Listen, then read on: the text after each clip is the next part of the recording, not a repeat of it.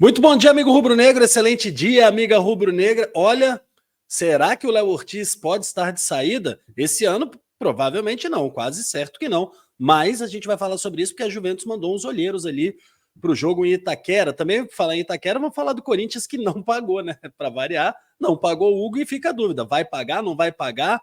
A gente vai conversar também sobre Bruno Henrique e Pulgar, que estão fora da final da Copa do Brasil, e muitos outros assuntos, mas depois da nossa vinheta maravilhosa. Segura, não sai daí, é só uma vinhetinha.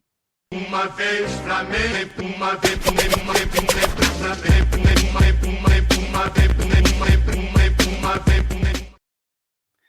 Isso aí, meus amigos e minhas amigas, você já sabe, chegou no canal, esse vídeo é curto e grosso, como eu brinco, é reto e direto, aqui são todas as informações do dia rubro-negro, sem enrolação e sem muitas delongas, para você que é apaixonado pelo Flamengo e quer só informação, você só quer saber o que está acontecendo. Então já chega, aperta o botãozinho do like aí, porque ajuda muito a esse vídeo chegar para mais pessoas, beleza? Apertou o botão do like, conferiu se está inscrito. Então vamos lá, vamos começar logo do Hugo, porque eu falei, aqui é metralhadora de informação.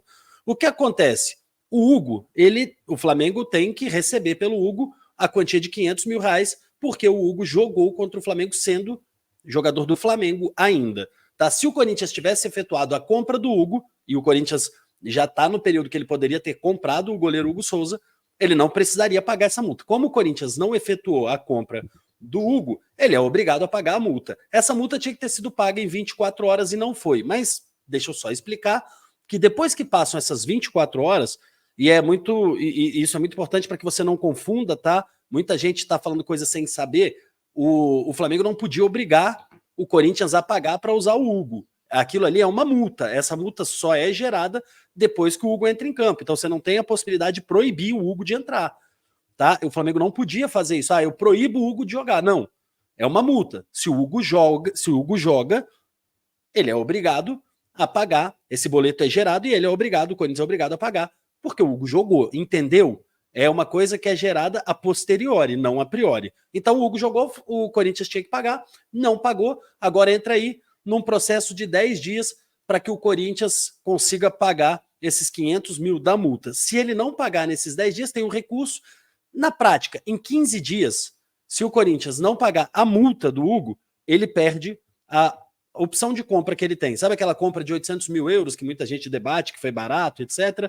Então, na prática, se o Corinthians não pagar o Hugo Souza nesses 15 dias, ele perde essa opção de compra e não poderia mais comprar o goleiro. Bom, até poderia, mas aí vai ter que renegociar o contrato, vai ter que renegociar com o Flamengo, e aí os valores tendem a ser outros, bebê, beleza? Quero saber de você, o que você acha desse caso do Hugo Souza aí? O Flamengo deveria renegociar, deve deixar por €800 mil? Se o Corinthians não pagar, deve dificultar, ou trazer o Hugo de volta é pior, porque vai ser mais um goleiro ali no banco. Resta essa dúvida para todos nós. Quero saber de você, comenta aqui embaixo. E vamos para a próxima notícia. Pulgar e Bruno Henrique, né? Ficou muita dúvida das pessoas se zeravam os cartões na semifinal, se não zerava, tá? Então a gente vai trazer aqui para vocês a triste notícia de que Pulgar está, sim, suspenso do primeiro jogo da final da Copa do Brasil. É uma péssima notícia, porque hoje se tem alguém, eu não vou dizer insubstituível, porque no elenco do Flamengo, insubstituível a gente quase não tem, mas tem algumas peças que quando elas saem, para o reserva tem uma grande distância, principalmente para o reserva que o treinador entende. Como assim, Felipe? Olha, a gente tem um Everton Araújo, que poderia ser um bom reserva para o Pulgar. O Pulgar jogou bola demais contra o Corinthians, o Pulgar destruiu contra o Corinthians, mas agora na final contra o Atlético Mineiro, ele não vai poder jogar. E aí quem entra? Se fosse o Everton Araújo, eu te diria, olha, até uma substituição possível, o Everton às vezes que entrou bem e tal, mas vai entrar o Alan. E aí é uma distância muito grande, então é uma notícia ruim. Apesar que o melhor jogo do Alan com a camisa do Flamengo foi contra o Atlético Mineiro. Agora numa final, de novo, contra o Atlético. Quem sabe ele jogando contra o time onde ele foi criado, de onde a gente o tirou pagando uma fortuna, sendo xingado e vaiado, quem sabe ele não pega a pilha e volta a jogar bola, né? E o Bruno Henrique, óbvio, ali não tem a ver com cartão amarelo, o Bruno Henrique também está fora da primeira decisão por causa do cartão vermelho, correndo um risco pela gravidade da lesão até de pegar mais jogos ali de suspensão. A gente vai ficar de olho, vai estar trazendo para vocês aqui a informação, mas de fato o Bruno Henrique está fora da primeira decisão. O Bruno Henrique que não vem jogando bem, então aqui eu não vejo um grande problema, acho que o Michael está pronto para substituir o Bruno Henrique. No caso do Pulgar, já falei as opções, E acrescento, talvez a gente também não tenha o Nico Dela Cruz, mas que também, pela situação de desgaste físico do Nico, eu já falei para vocês aqui esses dias, o Dela Cruz, o grande problema dele é que ele começou a jogar a temporada argentina no meio do ano passado. Ele está jogando 1 ano e meio de futebol. Esse é o grande problema do Nico Dela Cruz. Ele não parou. Ao contrário de todo mundo que para no fim de ano, etc., como o futebol argentino tem um calendário trocado, né, o Flamengo contratou no meio do calendário e aí a gente botou ele para jogar um calendário inteiro. O Nico Dela Cruz não aguenta uma temporada desse nível. Por isso, também muito provavelmente o Dela Cruz não estará nesse primeiro confronto contra o Atlético Mineiro. E aí são 2 substituições ali na primeira e na segunda volância que o professor Felipe Luiz vai ter que ficar ligado. Se ele botar o Everton Araújo com o Carlos Alcaraz, acho que é a melhor saída. De novo, o melhor jogo do Alan foi contra o Atlético Mineiro. É o que eu tento colocar de alento na minha cabeça caso o Alan jogue. Mas quero saber de você. O que você faria se fosse você, o professor Filipinho? Se fosse você, o nosso Simeone JJ. Simeone Jesus, o que você faria se fosse você, Felipe Luiz? Bom, próxima notícia. Você viu que aqui é metralhadora, né, irmão? Não tem enrolação. A única coisa que eu te peço é like. Você fica assistindo aí programas que te enrolam, que mentem, etc. Aqui é direto na fonte, direto na notícia verdadeira e só pedindo seu like e a sua inscrição. Flamengo sempre defendeu a ideia do impedimento semiautomático. Eu quero deixar isso bem claro, vou repetir. Flamengo sempre defendeu a ideia do impedimento semiautomático. Por vezes o Bruno Spindel exigiu reuniões na CBF, tá? O Bruno Spindel, que é o diretor de futebol do Flamengo, a gente nunca sabe qual é o cargo que cada um está exercendo no Flamengo, não é muito claro, mas na prática o cargo mais alto do futebol é o Marcos Braz, que é o vice-presidente, mas o remunerado é o Bruno Spindel. E por várias vezes o Bruno Spindel já pediu para que a CBF gastasse o dinheiro que ela tem com o VAR, com a arbitragem.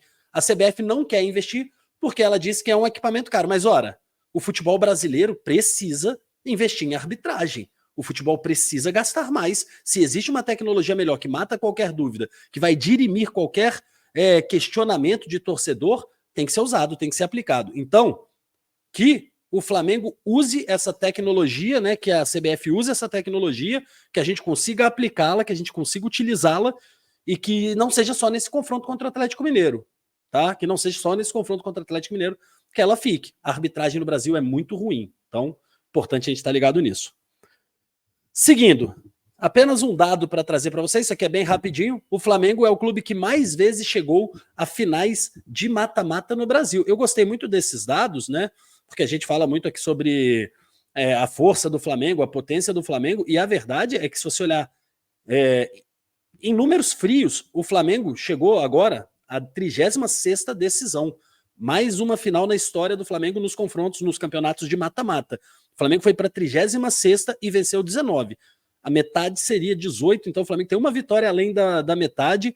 O segundo clube em finais que chegou em decisões foi o São Paulo, que chegou em 33 e ganhou 17. São Paulo tem um aproveitamento um pouco melhor aí do que o Flamengo, né?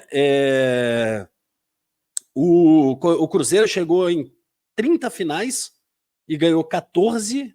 O Palmeiras também em 30 e ganhou 17.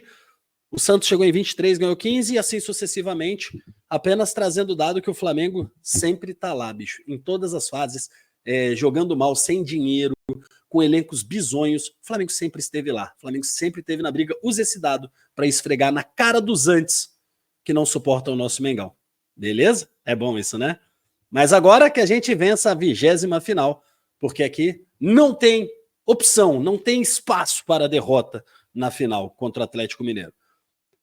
Eu queria só trazer mais um dado importante aí, né, bicho? Não, isso aqui é pra gente rir, né? O Tadeu ontem fez um gol pelo Goiás e tem 4 gols já, o Tadeu. A sorte é que ele tá na Série B, senão ele podia brigar pela artilharia do Campeonato Brasileiro, né? Cara, o que está acontecendo com os atacantes do Brasil? Onde eles estão, os centroavantes? O Pedro tá parado há 8 anos. Tem 8 anos que ele lesionou e tá operado e ainda é o artilheiro do Campeonato Brasileiro com míseros 11 gols. Tava bom para ele aquela época que parou, já ia estar com uns 20 e poucos, uns 20 e poucos gols agora. Pedro ia estar voando, mas, cara, de fato, há um problema nos números 9, nos camisas 9 do futebol brasileiro, hein? Precisamos estar de olho e fazer as cobranças justas, porque, olha, o segundo artilheiro é o Estevão, que acabou de surgir, o moleque Estevão, e depois o Hulk, ambos com 10 gols. Não dá é para o Pedro ficar parado 4 meses e não ser ultrapassado na artilharia. Isso é um problema do futebol brasileiro crasso, né? Para nós flamenguistas é bom que a gente tira uma onda, dá uma zoada, mas pro futebol brasileiro há um problema aí. E para fechar, vamos falar sobre Juventus querendo Léo Ortiz. Que história é essa, Felipe? Calma, primeiro dá o like e se inscreve aqui no canal. Fez? Muito bom. Vamos falar? Ah, agora também você vai conhecer a loja tamojunto.com.br para você comprar suas garrafas e copos térmicos para tomar sua cerveja gelada, sua aguinha gelada, seu refrigerante para levar para academia. Lá tem toda a linha de produtos térmicos, espetacular. Não é porque a loja é minha, mas eu vou deixar o link aqui na descrição. Você entra lá, conhece. Mas também é só digitar loja tamojunto.com.br. Você vai chegar lá.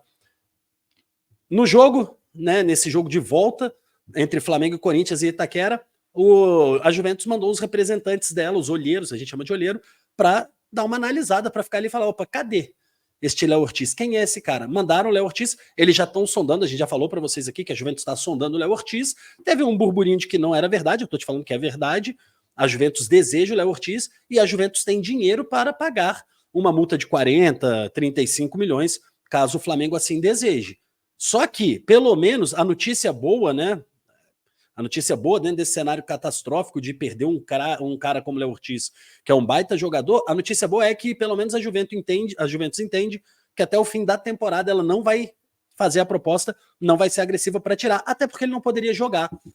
Não há uma janela para que ele pudesse jogar na Juventus. Então, a ideia da Juventus é acompanhar, é fazer o monitoramento e ver se o Léo Ortiz vale os tais 35, 40 milhões, que é uma estimativa ali que se tem para contratar um zagueiro do porte do Léo Ortiz para o futebol europeu. E aí é puxado porque a Juventus é um time muito grande no futebol mundial. Se chegar uma proposta dessa, vai ser muito difícil do Flamengo recusar. Mas a boa notícia é que eles entendem que como não há essa janela de transferência, não há por que acelerar esse processo e eles sabem que o Flamengo está em reta final de competições aqui no Brasil. Por isso, eles segurariam e essa proposta chegaria apenas no final do ano. Mas eu já me preocupo com a proposta, independente de quando ela vai chegar, porque o Léo Ortiz, para mim, é o melhor zagueiro do futebol brasileiro. Uma pena, mas a gente sabe, jogador bom tem proposta. Quero saber de você, o que você faria? Você seria fácil para liberar Léo Ortiz? Não seria? Ah, meu Deus do céu, e aí? Vambora, agora a gente está aqui apenas para fechar este vídeo e te agradecer pela paciência, por ter escolhido o canal do Felipe Fontoni e por estar aqui sempre com a gente. Se você não conhecia, conheceu hoje, se inscreve. Se você já conhecia e gosta, curte. E se você já conhecia e ama, compartilha. Hasta lá próxima, bebês, porque eu fui. Tchau. Uma vez Flamengo, uma vez